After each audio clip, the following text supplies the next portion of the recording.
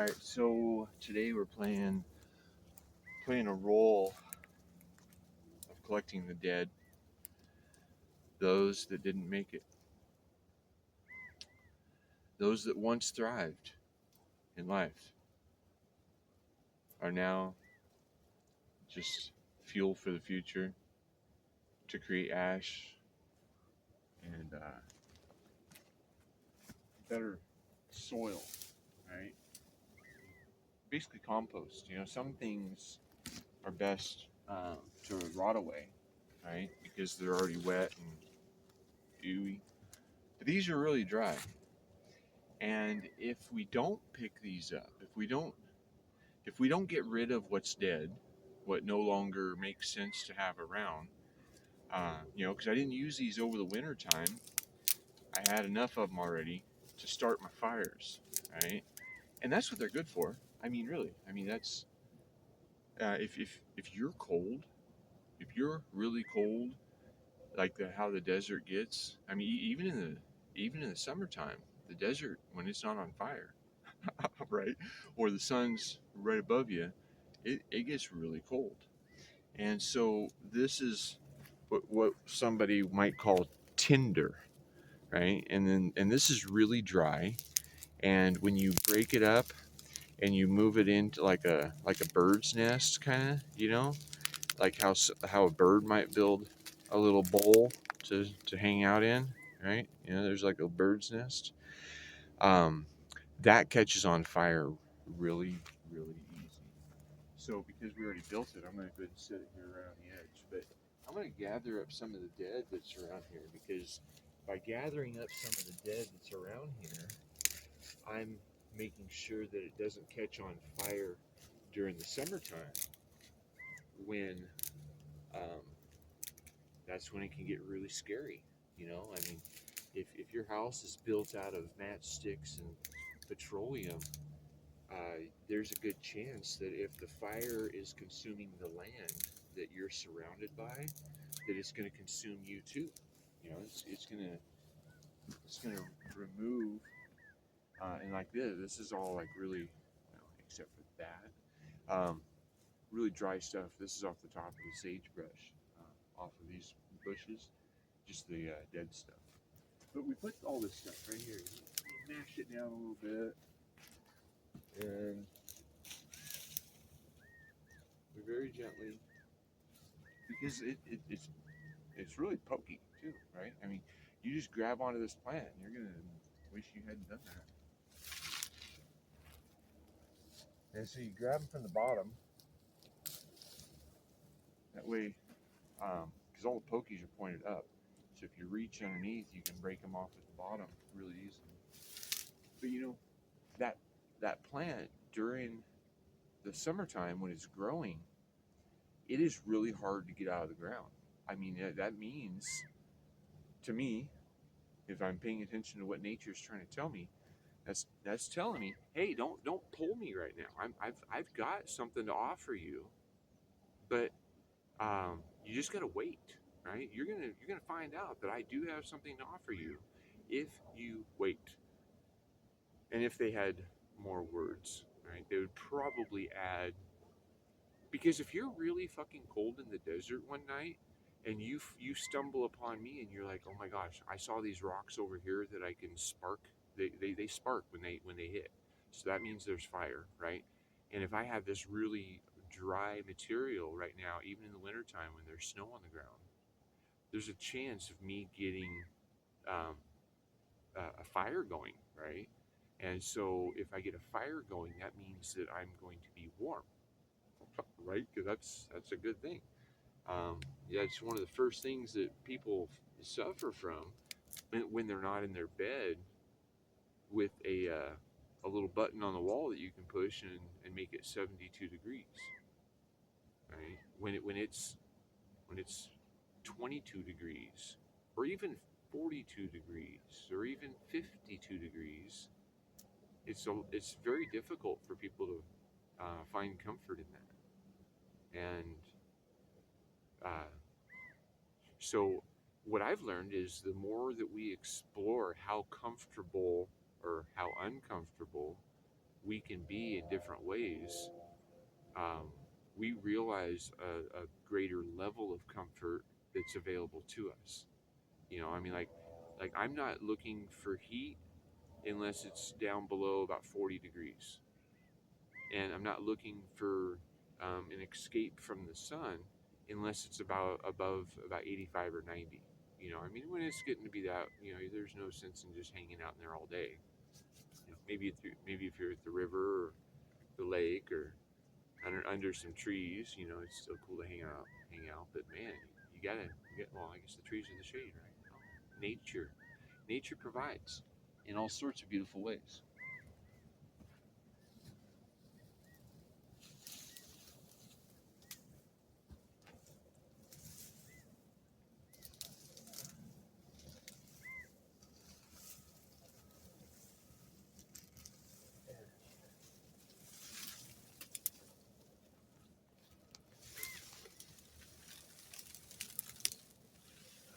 Right there, even though I knew that didn't feel good, pushing down on those weeds, I know that it doesn't last forever, right? So I expose myself to pain sometimes because it makes me strong.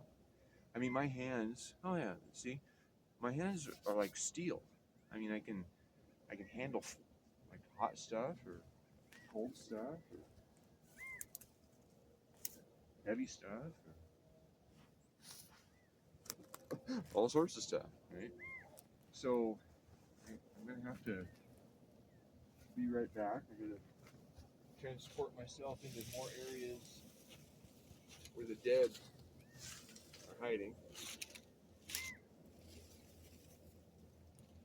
There's a whole lot of things that are existing in our world right now that just don't make sense, right? I mean, it's we've been waiting for the coroner to haul off everything that doesn't make sense anymore. But like locally, we have a coroner that was stealing the drugs off of the dead. The people picking them off the streets, and he's stealing the drugs off of them and doing them. And while we're paying him like $120,000 a year to pick up dead stuff.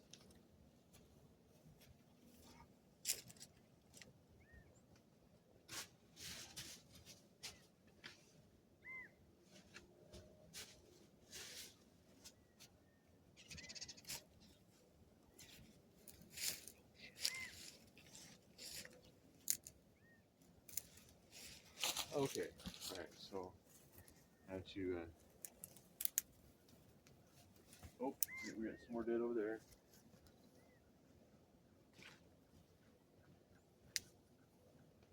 Because I'm doing something that some people call to be illegal. That's just silly. I mean, who knows better than me on what I'm doing with what I'm doing, right? Like I know that this is going to be a big old fire, right? It's going to be huge. It's only going to last for a minute.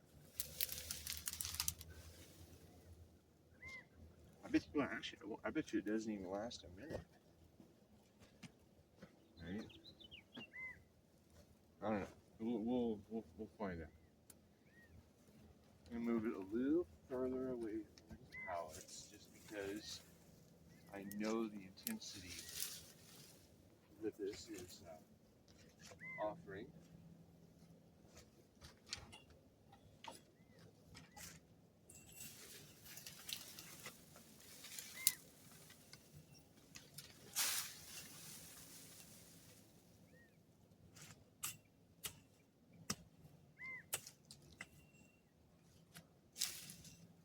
Okay.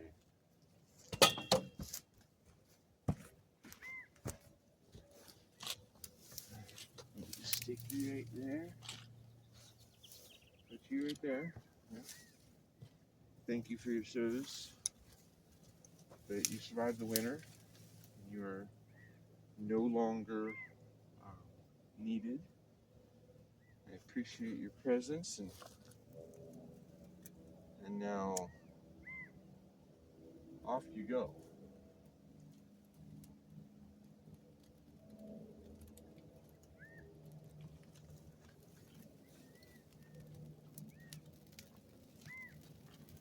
I'm going to get back because it gets hot.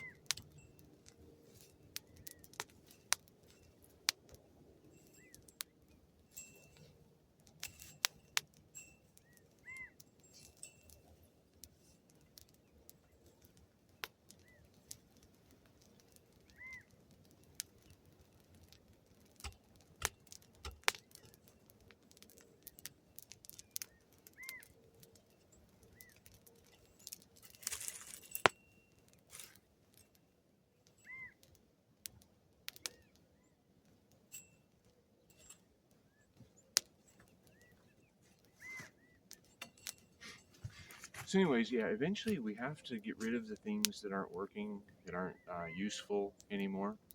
And you can apply this to whatever things that you think are relevant. Politics and religion. Those are both called BS, but belief systems. Right now, the people that are participating in it, I don't think they're malicious. I don't think they're mean. I don't think that. Um,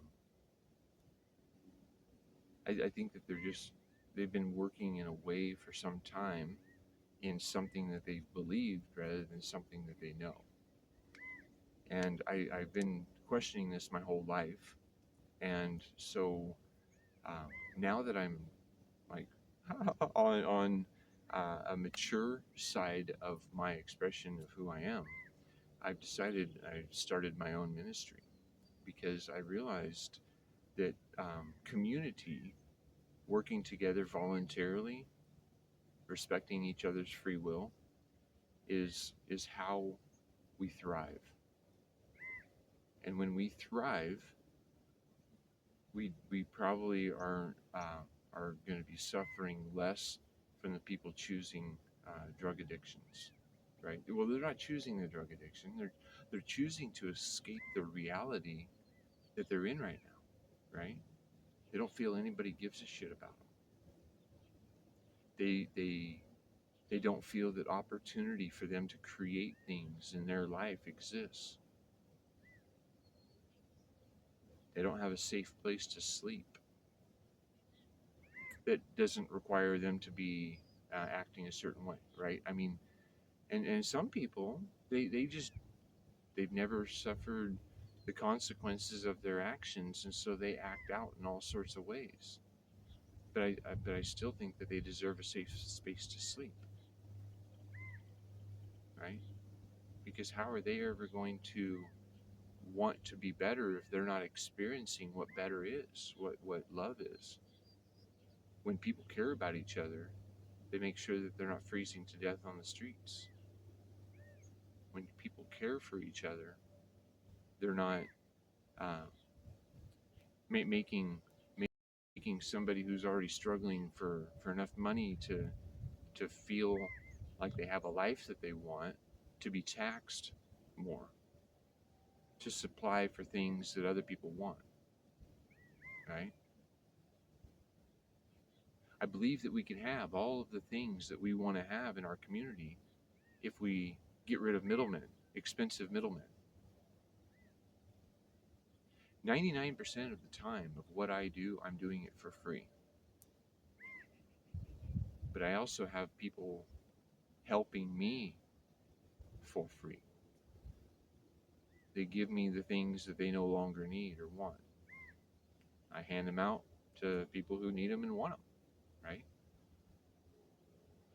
If if my ministry were to be supported to the level that a government is, I promise you that we will solve homelessness. We will have a huge reduction in drug dependency. We will have healthier, happier, more peaceful, and abundant communities where food is growing locally, where shelter is available for everyone. And it's not going to be Taj Mahal. I cannot, with the level of support I have or have seen so far, I cannot see supporting people in a lavish way, but I want to make sure that you're safe. I want to make sure that you feel connected to your community and your community cares about you. And I want food growing where the grass and stuff is currently growing. I would like to see a lot more food growing. And when we're growing food locally, that builds a local economy. And when we build a local economy, we build, well, first off, we're focusing on a healthy humanity, right? We focus on the root and we change the fruit of our experience. And when we change the fruit of our experience, it's not going to be one full of bitterness and hatred, fear, disease, stress, right? Those are all optional. We live in a free will experience, but we have to be making the choices of what we support with our lives consciously instead of what we've always done. You know, because I mean that's been the response, the answer that I got my whole life as to all the questions that I have. Oh, that's just the way we do it. I'm like, no, that's not just the way we do it. It's the way we are doing it so far, but that doesn't mean that's the way we have to do it right now. And right now, and right now, and right now, and all these right now moments that we're creating what we want to experience, we're going to experience that in the future because we're taking steps towards it, right? Steps make something achievable, right? I mean, if you're standing at a wall that's 700 feet tall, how are you ever going to do that? How are you ever going to get to where you want to be? Let's say that utopia is on top of that 700-foot wall, right? How do you get there? Hope, prayer. That might, maybe the earth or the, I don't know, something might happen miraculously, and yeah, that's a possibility, right? Because everything's a possibility. But what's even more of a chance of it happening when you want it to happen is for you to take and start chiseling steps into it. And when you start chiseling steps into it, you form a pathway that you're able to achieve what you desire. And when you start to achieve what you desire, and other people have seen that you took these steps right here and you went all the way up to the top, and now you're having a good time up there, right? They're gonna they're gonna take those steps too, right? So, um, anyway, let's just start supporting what we want to support. And for me, I've realized that yoga and meditation um, are a foundation of our inner peace. And and people come up to me, not regularly, but it's been often enough that I'm going to mention it right now, because you've probably seen a meme that yoga is demonic and oh my gosh, don't be scared. Um, when in reality, yoga has never caused a war. Never. You don't and you don't have to do yoga. You could just you can just do you however you want. If you're just quiet and peaceful and calmness with yourself, you just got stuck in yoga. Right? I mean, sorry, that's what happens. That's what we call it, yoga. It's a union. It's a mind and body union with being conscious, being aware, and being happy to be there. Right? Because if you can control your right now moment, right now, how would it be? Mine, I choose 4 items that I focus on. Health, happiness, peace, and abundance. Because that's what I want in my life. But I also believe that you have free will. And if you want to choose other things for you, then then go, albeit, so be it. Do it the way you want to do it.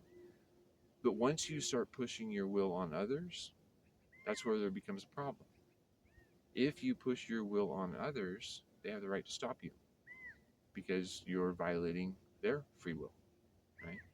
So, in free will, or in a voluntary society, what you have is only the best ideas being supported. Now, if you have a shitty idea, people are going to flush it. They're going to say, "Get that person who gave them a mic. Take away their camera. Come on, please. We don't need people um, bringing that kind of distraction and idiocracy uh, to the public forum." But you know what? We should at least have them. There should be an opportunity for everybody to say, because, my opinions on things are actually really unpopular with a lot of people that I come across. They're used to doing things a certain way, and um, unfortunately, I feel that a lot of those people are suffering from apathy because the pain isn't being experienced personally, and they're actually afraid of pain. These are people that they've always wanted to get a tattoo, but they're afraid to do. They're afraid to endure the pain to achieve what they desire. Right? There are people who haven't broken any bones. They've never pushed their bodies to a limit that it breaks. There are people who haven't explored their consciousness. There are people who, yeah, I mean, there's people who won't walk over coals. Can you believe it? I mean, come on. there's we're in a very comfortable society, but that comfort has promoted a certain level of atrophy or apathy, right? But when you know what it's like to sleep in a very, very cold condition, you don't want that for other people. You're like, wow, this sucks. If I did this for too long, I might look for ways to escape it. And people are doing that in all sorts of creative ways.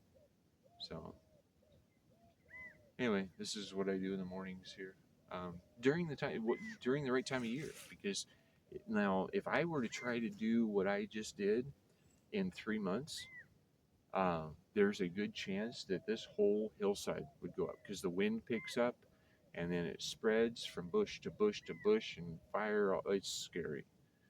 But this time of the year, everything is nice and green.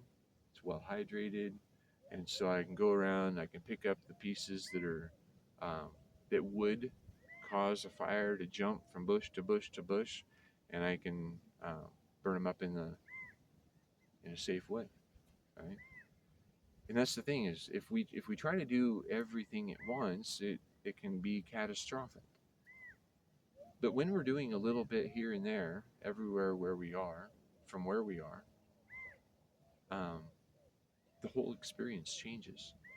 I mean, we have, I don't know, I'm ignorant on a lot of things, but I think that we have around 7 or 8 billion people on this planet, right? This plane of existence um, is pretty miraculous.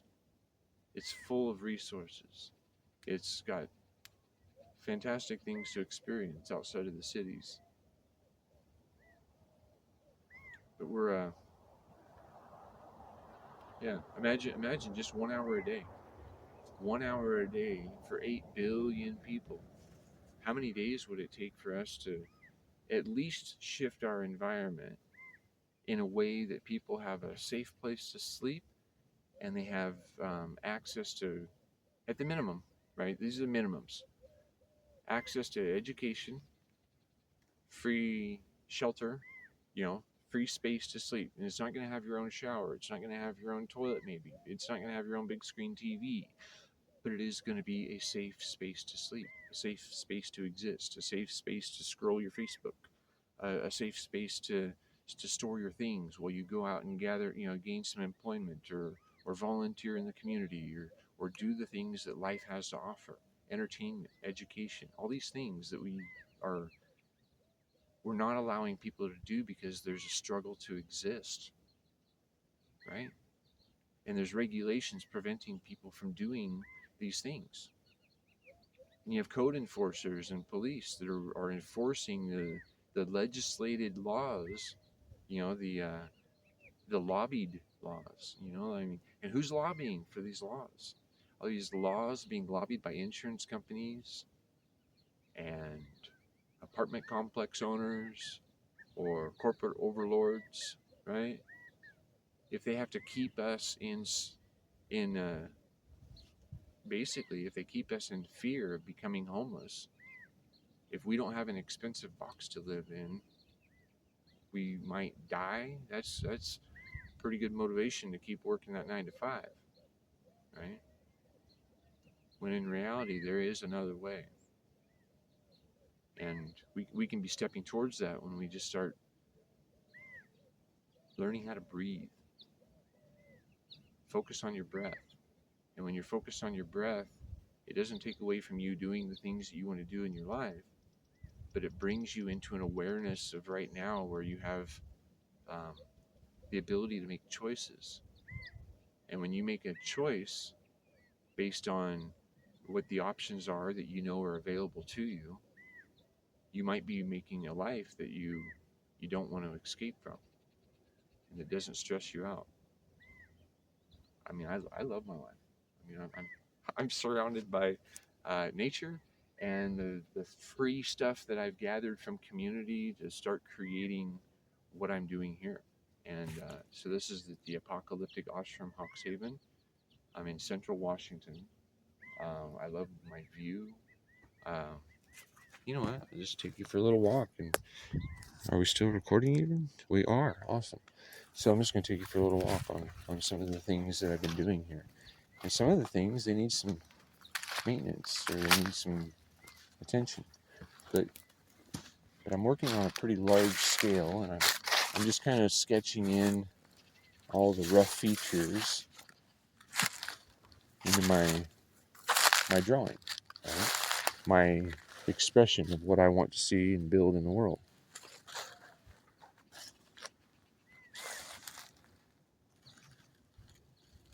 And then every time I revisit it, it's like a tattoo. I mean, like my tattoos aren't, not all of them are complete. I mean, I've gotten the idea into that area, and I mean, it looks okay, but there's more details that I would like to do. And I'm like right here, this hasn't been detailed you know, it's been roughly shaped, and it's becoming a hugelkultur mound behind it, and so it's going to be a great feature for privacy and also windbreak and water management.